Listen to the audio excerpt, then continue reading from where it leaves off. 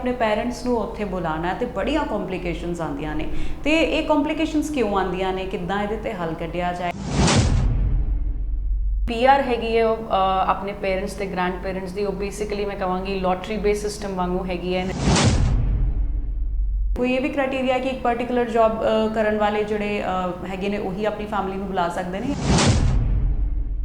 You can be in any kind of job till the time you can prove that you have enough income to support your family as per the Lycometer. Hello and welcome तुसी देख रहे हो the study visa show. मैं हाँ थोड़ी host सिमीत मेरे नाल ने लैंडमार्क इमीग्रेशन के consultant RCICI member from Canada Jaspreet Bhatia ji. Jaspreet ji तुहाडा बहुत बहुत स्वागत है। Thank you so much.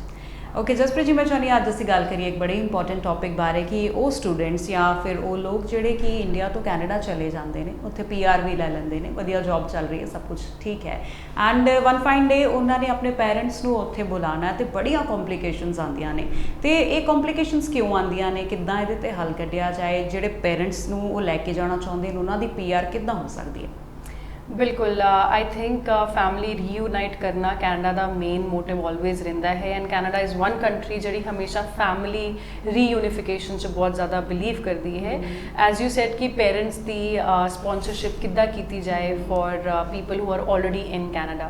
Definitely आपां पेरेंट्स ते ग्रैंड पेरेंट्स की PR लगा सकते हाँ बट वो एक बड़ा ही कोटा बेस्ड अपना मैं कहां सिस्टम है जिहड़ा कि साल च एक बारी खुलेगा फिर वो तुहानूं इनवाइट करनगे कि तुसीं अपने पेरेंट्स दियां फाइलां ला दो एलिजिबिलिटी वगैरह चैक करके एंड देन फिर वो लॉटरी वांगू ड्रॉ करते हैं तो फिर वो बहुत जल्दी ही उस ड्रॉ दे विच उन्हां दा कोटा फिल हो जाता है। फिर वो you have to wait for another year और 2 जब तक दोबारा पोर्टल खुले दोबारा अनाउंसमेंट आए दोबारा तुसीं पेपर लाओ and that becomes a very tedious process. तो इस करके जी PR हैगी है अपने पेरेंट्स ते ग्रैंड पेरेंट्स की बेसिकली मैं कहांगी लॉटरी बेस सिस्टम वांगू हैगी है and it is very very difficult at times to get your parents as soon as possible but आपां कोल डेफिनेटली होर ऑप्शनस उहदे च हैगे हैं। एज आई सैड कि कैनेडा फैमिली रीयूनिफिकेशन च बहुत ज़्यादा बिलीव करता है तो उन्होंने एक ऑप्शन इहदे लई कड्डी जो कि है नॉर्मल टूरिस्ट वीज़ा तो है ही है but the big other option is super visa.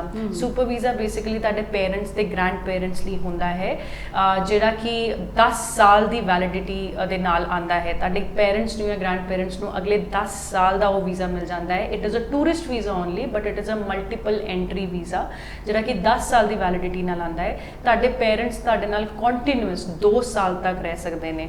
तो नॉर्मल टूरिस्ट वीज़ा की गल करा what is the difference between the two. Normal tourist visa तुहाडे पेरेंट्स नूं सिर्फ 6 महीने का मिलेगा एंड आफ्टर एवरी 6 मंथ्स उन्होंने तुहानूं वापस इंडिया आना पेगा बट विद सुपर वीज़ा तुहाडे पेरेंट्स नूं तुहाडे नाल 2 साल रहन दी कंफर्ट मिल जाता है। उहदे विच तुसीं ऑब्वियसली जिहड़ी दूजी PR है उहदा वे भी फिगर आउट कर सकते हो एंड 10 साल का कॉन्टीन्यूअस वीज़ा मिलता है तो कभी भी आ सकते हैं तो कभी भी जा सकते हैं 10 साल तक। बिल्कुल ये बहुत ही इंपॉर्टेंट न्यूज़ तुसीं दित्ती कि किस तरह अपने पेरेंट्स नूं उत्थे जिहड़े साडे स्टूडेंट्स ने या उत्थे जिहड़े लोग चले गए ने बुला सकते हैं। इहदी एलिजिबिलिटी की है कि कोई एज बार है कि तुहाडे पेरेंट्स की एज इन्नी तो इन्नी होनी चाहिए कोई डिपेंडेंसी या पिछे उन्हां दी प्रॉपर्टी या जॉब किस तरह की होनी चाहिए है या फिर जिहड़ा उत्थे परसन गया होया फैमिली का उहदा किस तरह का प्रोफाइल होना चाहिए है।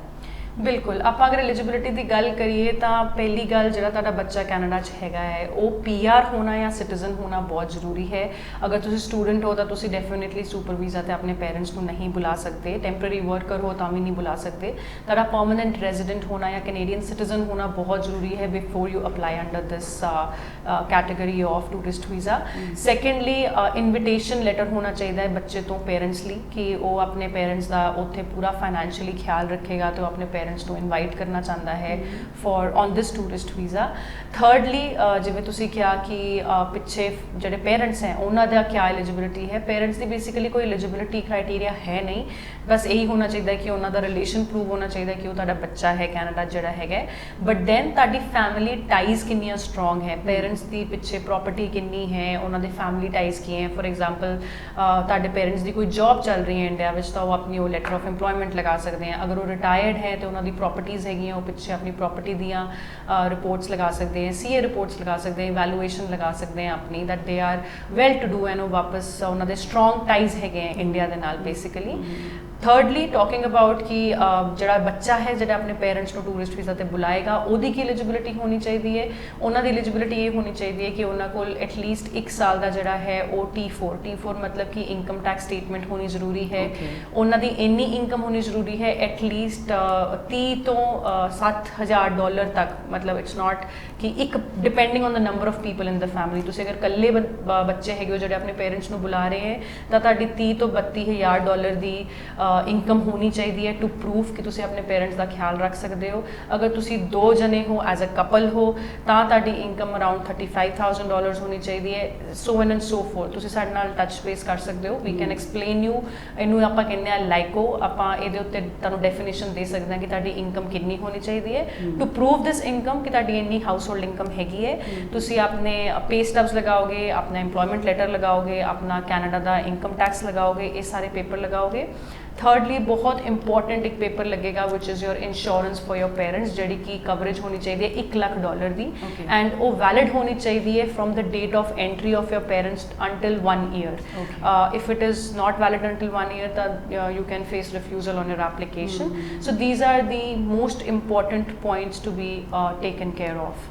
ਜੀ ਬਿਲਕੁਲ। ਤੇ ਇਹ ਬਹੁਤ ਇੰਪੋਰਟੈਂਟ ਟੌਪਿਕਸ ਨੇ ਕਿ ਟੈਕਸ, ਤੁਹਾਡੇ ਟੈਕਸ ਸਲਿਪਸ ਹੋਣੀ ਬਹੁਤ ਜ਼ਿਆਦਾ ਜ਼ਰੂਰੀ ਹੈ ਔਰ ਪੇਰੈਂਟਸ ਨੂੰ ਜਿਹਨੂੰ ਤੁਸੀਂ ਬੁਲਾ ਰਹੇ ਹੋ, ਜਿੰਨੇ ਵੀ ਮੈਂਬਰਸ ਬੁਲਾ ਰਹੇ ਹੋ, ਉਹਨਾਂ ਦੀ ਹਰ ਇੱਕ ਦੀ ਜਿਹੜੀ ਇੰਸ਼ੋਰੈਂਸ ਹੈ $1 ਲੱਖ ਦੀ ਉਹ 1 ਸਾਲ ਦੀ ਵੈਲਿਡ ਹੋਣੀ ਬਹੁਤ ਜ਼ਿਆਦਾ ਜ਼ਰੂਰੀ ਹੈ।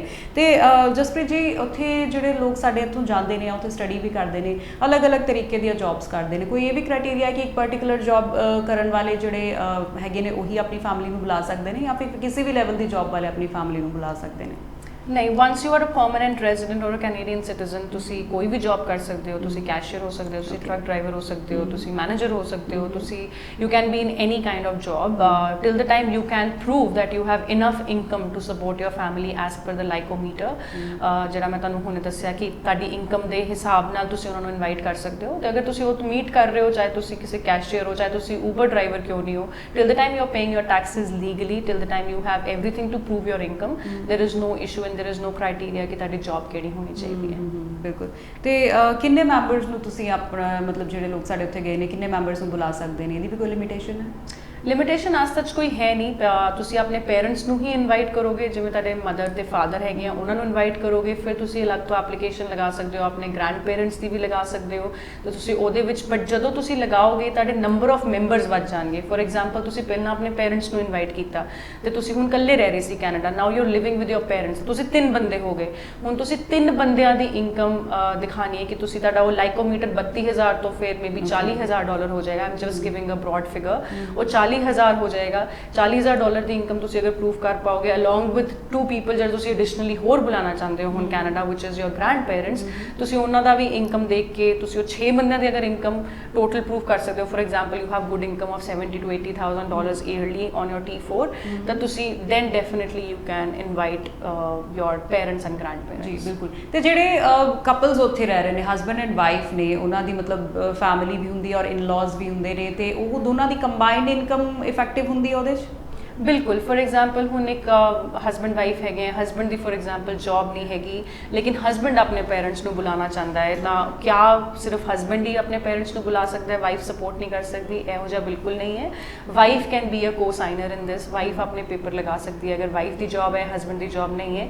ਬਟ ਅਗੇਨ, ਆਪਣੀ ਜਿਹੜੀ ਐਲੀਜੀਬਿਲਿਟੀ ਹੈਗੀ ਇਨਕਮ ਦੀ, ਉਹ ਵਾਈਫ ਨੂੰ ਮੀਟ ਕਰਨੀ ਜ਼ਰੂਰੀ ਹੈ and she can be a cosigner and definitely invite her in-laws. ਹਾਂਜੀ, ਹੁਣ ਅਸੀਂ ਗੱਲ ਕਰ ਲਈਏ ਜਸਪ੍ਰੀਤ ਜੀ ਟਾਈਮ ਦਾ, ਇਸ ਪੂਰੇ ਪ੍ਰੋਸੈਸ ਨੂੰ ਕਿੰਨਾ ਟਾਈਮ ਲੱਗਦਾ ਹੈ? ਸੀ ਡਿਊਰਿੰਗ ਕੋਵਿਡ ਵੈਸੇ ਤਾਂ ਟਾਈਮ ਲੈਂਦੇ ਨਹੀਂ, ਬਹੁਤ ਮੁਸ਼ਕਿਲ ਹੈਗੀ ਹੈ ਕਿਉਂਕਿ ਅੱਜ ਕੱਲ੍ਹ ਟੂਰਿਸਟ ਵੀਜ਼ਾਸ ਦੇ ਉੱਤੇ ਥੋੜਾ ਸਲੋ ਹੋਇਆ ਹੈ because of border restrictions. But then normally if we see it takes around 4 to 6 months for the application to get approved. At times 2 ਮਹੀਨੇ ਦੇ ਵਿੱਚ ਵੀ ਅਪਰੂਵਲ ਆ ਜਾਂਦਾ ਹੈ।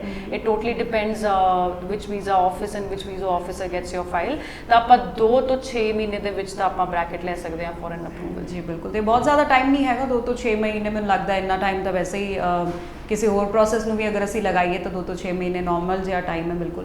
ਤੇ ਤੁਹਾਨੂੰ ਫਿਰ ਵੀ ਅਗਰ ਕੋਈ ਕਨਫਿਊਜ਼ਨ ਹੈ ਤੁਸੀਂ ਕਾਲ ਕਰ ਸਕਦੇ ਹੋ, ਨੰਬਰ ਤੁਹਾਡੇ ਟੀਵੀ ਸਕਰੀਨ ਤੇ ਦਿੱਤੇ ਗਏ ਨੇ, ਤੇ ਲੈਂਡਮਾਰਕ ਇਮੀਗ੍ਰੇਸ਼ਨ ਦੇ ਕੰਸਲਟੈਂਟਸ ਆਲਵੇਜ਼ ਤੁਹਾਡੇ ਲਈ ਹੈਲਪ ਕਰਨ ਲਈ ਅਵੇਲੇਬਲ ਰਹਿਣਗੇ। ਔਰ ਸਪੈਸ਼ਲੀ ਜਸਪ੍ਰੀਤ ਜੀ ਤੁਸੀਂ ਇੰਨੀ ਇੰਪੋਰਟੈਂਟ ਇਨਫੋਰਮੇਸ਼ਨ ਹਮੇਸ਼ਾ ਦਿੰਦੇ ਹੋ ਕਿ ਕਿਸ ਤਰ੍ਹਾਂ ਲੋਕ ਜਿਹੜੇ ਨੇ ਉਹ ਆਪਣੀ ਫੈਮਿਲੀ ਨਾਲ ਯੂਨਾਈਟ ਹੋ ਸਕਦੇ ਨੇ ਜਾਂ ਕਿਸ ਤਰ੍ਹਾਂ ਉੱਥੇ ਪਹੁੰਚ ਸਕਦੇ ਨੇ, PR ਦੇ ਕੀ ਆਪਸ਼ਨਸ ਨੇ, ਤੁਸੀਂ ਹਮੇਸ਼ਾ ਹੀ ਸਾਨੂੰ ਨਵੇਂ ਆਪਸ਼ਨਸ ਦੱਸਦੇ ਹੋ। ਤੁਹਾਡਾ ਇਸ ਇੰਪੋਰਟੈਂਟ ਇਨਫੋਰਮੇਸ਼ਨ ਵਾਸਤੇ ਔਰ ਆਪਣਾ ਟਾਈਮ ਦੇਣ ਵਾਸਤੇ ਬਹੁਤ ਬਹੁਤ ਥੈਂਕਸ। Thank you.